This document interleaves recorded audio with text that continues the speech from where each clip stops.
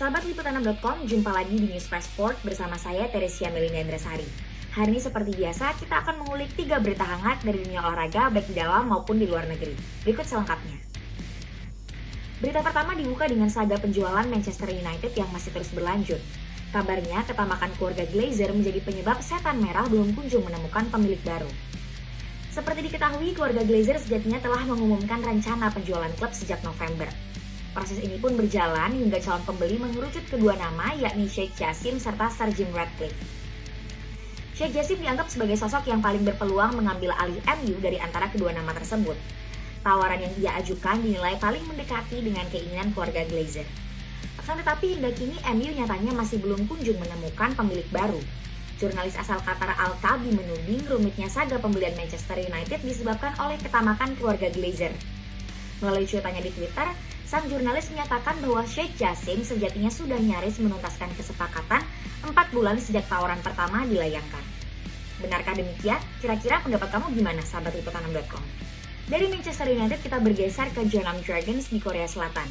Kabarnya pelatih Lee Jang-kwon mengeluarkan kebijakan yang berpotensi membuat fans timnas Indonesia kecewa. Laporan menyebut Lee membatasi jatah main seluruh penggawa asing dalam skuad racikannya. Hal ini membuat pemain timnas Indonesia Asnawi Mangkualam juga bakal terkena imbasnya. Asnawi hanya berada di bangku cadangan saat Jeonnam Dragons bermain imbang 3-3 dengan Seoul Illan. Kala itu Lee Jang-kwon memang cuma menggunakan 3 pemain asing dalam timnya. Asnawi juga tercatat cuma tampil selama 11 menit dari kemungkinan 180 menit pertandingan dalam 2 pekan terakhir K-League 2023.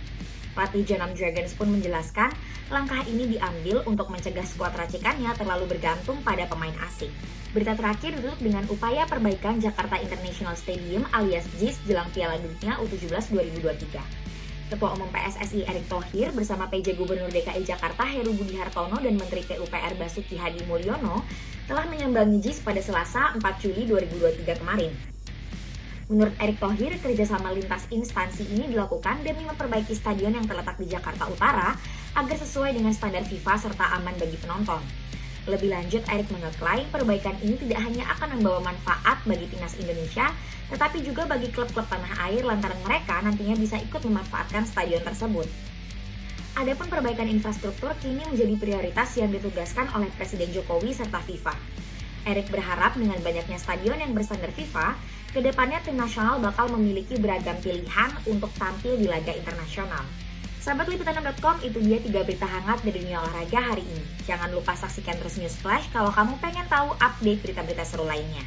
Saya Teresia Melina Indrasari pamit undur diri, sampai jumpa di kesempatan berikutnya.